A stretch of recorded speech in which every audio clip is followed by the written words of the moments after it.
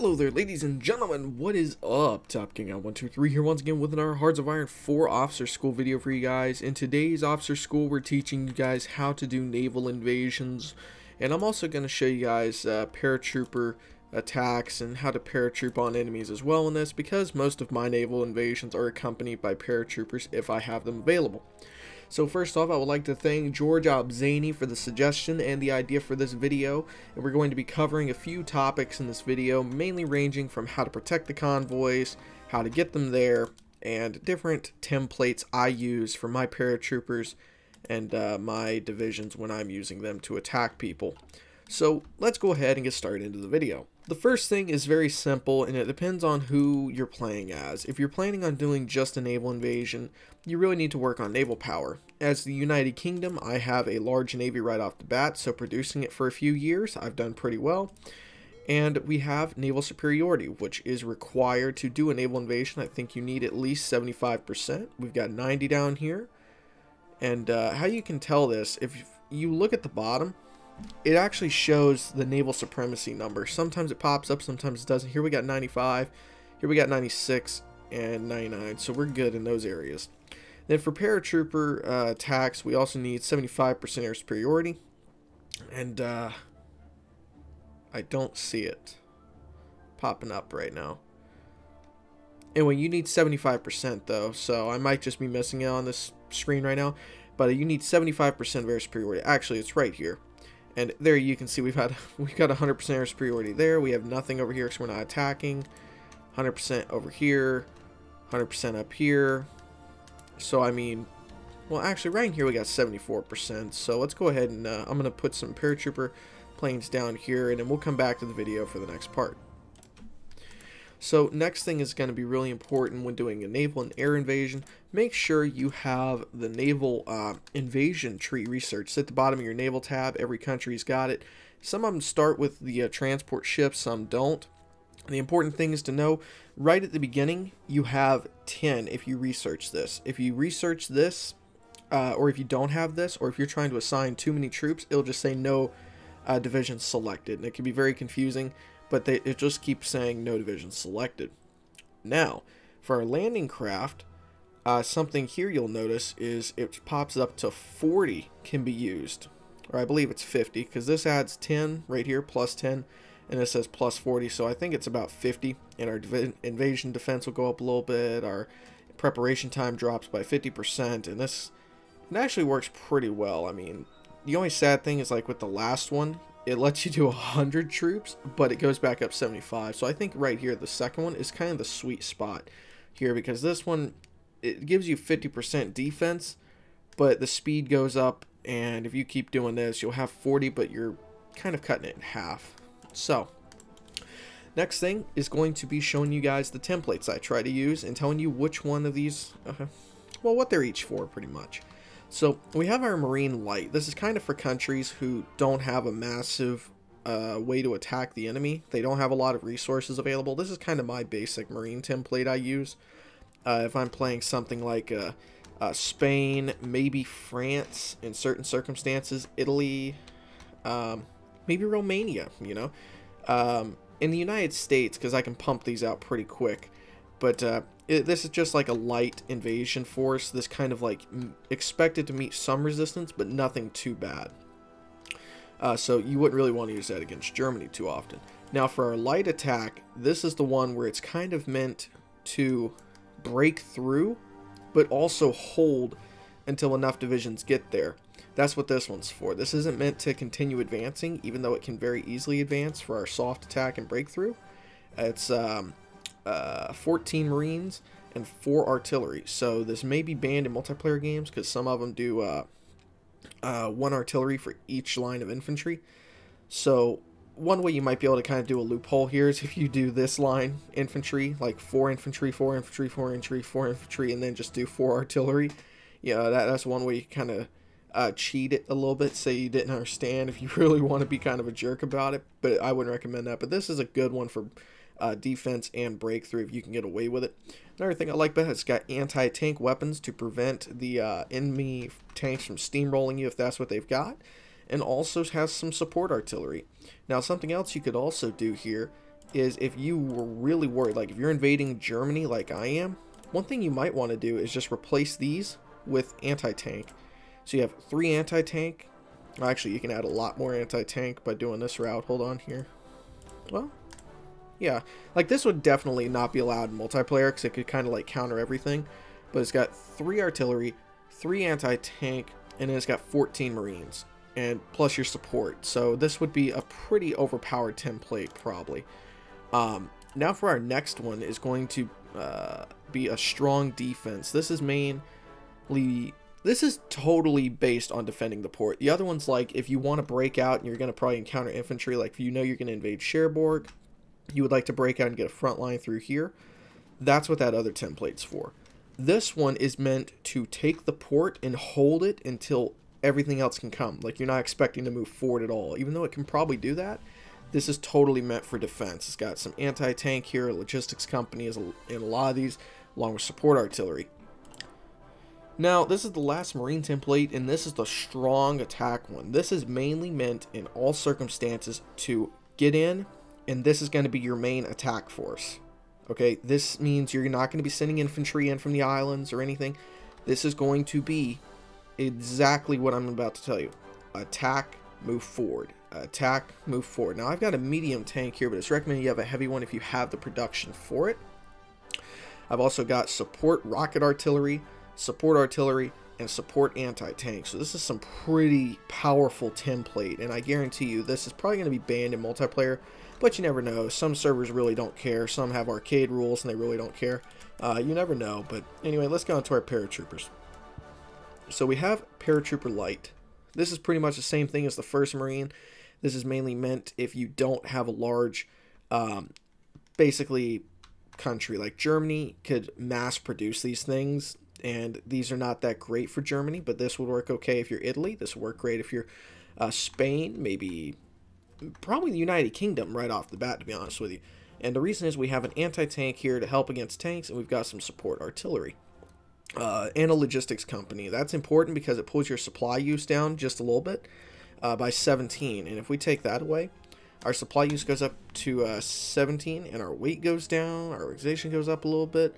But it's really best for paratroopers to not need supply because they're probably going to be surrounded wherever they land. Next, we have Paratrooper Heavy attack. This has support rocket artillery. If you don't have rocket artillery, you can replace this with a logistics company.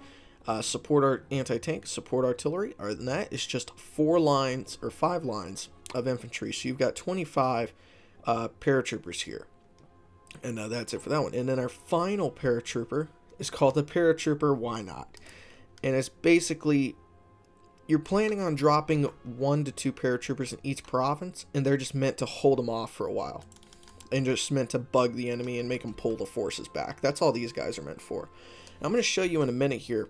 I've got all the divisions set up, and we're going to kind of deploy them in different areas and show you basically how to use these templates.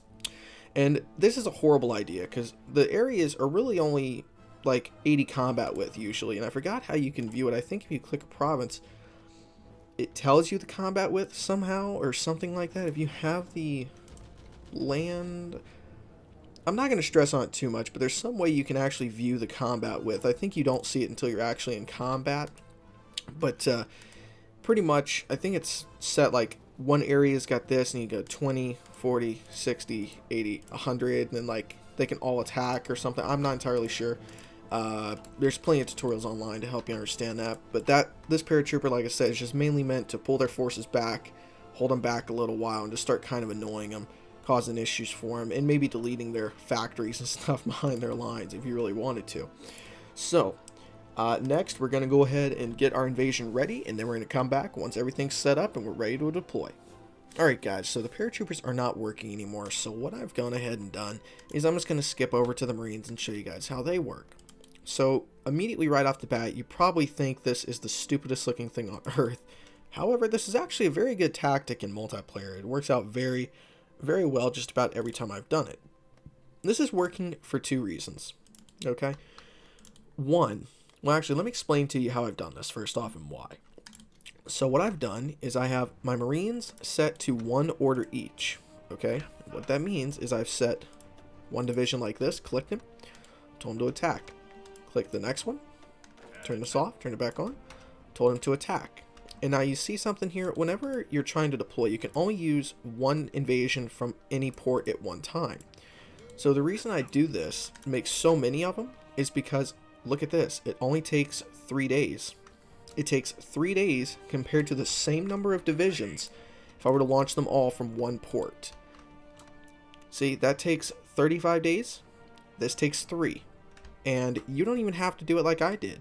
You can actually, if you want to, and this works incredibly well online. From all these ports, set them in the north so you don't have to worry about someone invading you. Put all these ports in the south and tell them all to attack one area. So that only gives them like a couple days to prepare for a massive naval invasion to whatever your number is limited by regarding your convoys and all that. So let me show you right here. We have only 3 days to wait, and then we can launch 10 Marine divisions, which are incredibly well. We are going to go ahead and deploy. Now, sometimes it takes a minute for the Marines to get around. As you can see, they're deploying. Now, these are the Marine Light divisions, which consist, if I remember correctly, of just Marines. Yes, just Marines and support artillery. So these are probably going to get routed since the Germans have armor. And, well, I don't know, because it's 8 to 9 infantry, so let's just go ahead and see. Alright, and deploy. Let's see how this works. And we're losing there. Well, we made a landfall in a couple places. Okay. Now here's what I would do. We have landfall here, so I would connect. I have landfall there. And right off the bat, I would tell every one of these provinces to build a dockyard as fast as possible. As soon as it's captured, build a dockyard. Because when that happens, you can then start moving Marines out, moving them forward to try to secure and hold the areas. Like I said, this is kind of what I like to do. And basically, it just overwhelms the enemy. Especially in multiplayer, this is a really cheap tactic because they don't have time to prepare. And see, now, even though these guys are in combat, we still have the not the factories, the dockyards being produced. And because we're moving forward, it should be November 10th. I'm not going to make you guys sit through that, but basically what's going to end up happening is we should be able to just hold them off and keep pushing forward for like, actually we might wait just to show you guys what I'm talking about here. And see, we're losing, so it's kind of like you need to send enough to hold. Like, I'm just going to try to keep it in that province right now and just try to keep the Marines all over the place. Just keep them mainly in here. And actually these Marines are doing, I thought they were doing good. They're doing pretty bad, to be honest with you. But are we going to get this port in a couple days? Oh, wait a minute. I think we did. Did we? Nope. Oh no, let me see here really quick. Yeah, no, we didn't get the port. But, oh man, that was so close though. So whenever they're being attacked, they lose it. But if you can get like a strong enough division, which we'll try with the next one, we might be able to actually break out. Alright guys, so now we've got our Marine Strong Attack Division, which was the one that has tanks in it and everything. And this is what I was talking about, having all these guys concentrate on one area. Now these guys only took 3 days to prepare, but I had to wait for them to all get in position. So we're going to go ahead and deploy them while our destroyers get these guys occupied. Winston Churchill, why not? There we go, Churchill. Alright, so as you can tell, look at this. All of our divisions are showing up just like regular infantry are too. So that's the best part. And then once they're here, they're just deploying one after another. And boom. You have an entire division prepared to attack. And watch how well these guys do in terms of securing a beachhead. Which, like I said, these guys are mainly meant to be a main attack force. These guys are the ones meant to replace your infantry in terms of attack if you have the ability.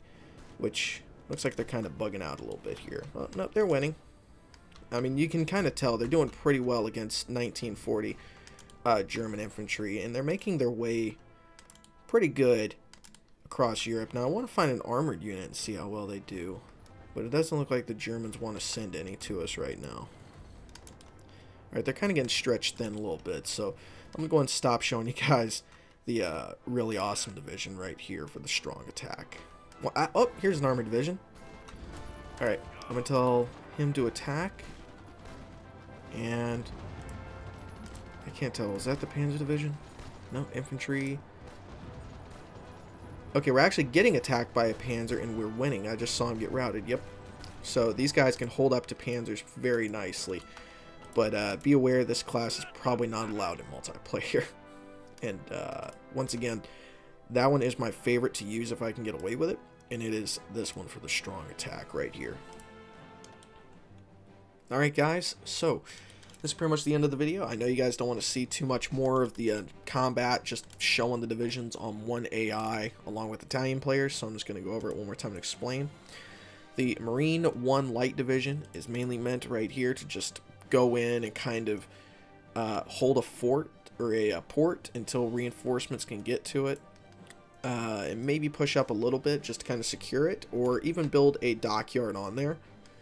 Then our Marine 2 Light, this is the one, like I said, that's meant to be able to push a little bit further. You know, the Marine 1 is mainly meant to hold a port and just push through like a little bit to hold a defensive line away from the port, so you don't have to worry about them being in combat as soon as they make landfall, your reinforcing units.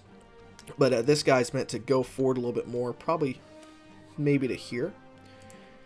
Then for our Marine 3 Strong Defense, this is the guy who, if you can get him in here, he can hold a very large front line until all of your army shows up. You know, this is the guy you're betting all your cards on that you're going to get troops there.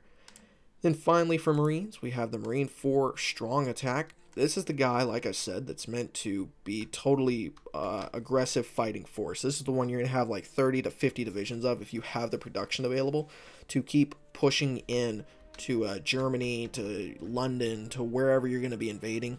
This is the guy that's meant to push in and keep attacking and not have any units coming in to reinforce him. Paratrooper Light. This guy is the one that's meant to go in, take airfields, take over capitals, try to cut off units before they retreat, that kind of thing. Don't expect this guy to live very much. Then for our Paratrooper Heavy, this is the guy that's meant to be able to drop in, do kind of the same thing, except try to secure ports and hold them in place so you can build dockyards and let your army in that way to really unsecured areas. And then our final guy, the Paratrooper Why Not, he's just there meant to drop around the place and just kind of make them pull troops away from the coastline and fight them that way. So guys, this video is getting really long. Hopefully you guys enjoyed it though. I put a lot of work into getting all this set up. Thank you for watching. Hope you guys enjoyed. I will catch you guys later. Stay awesome.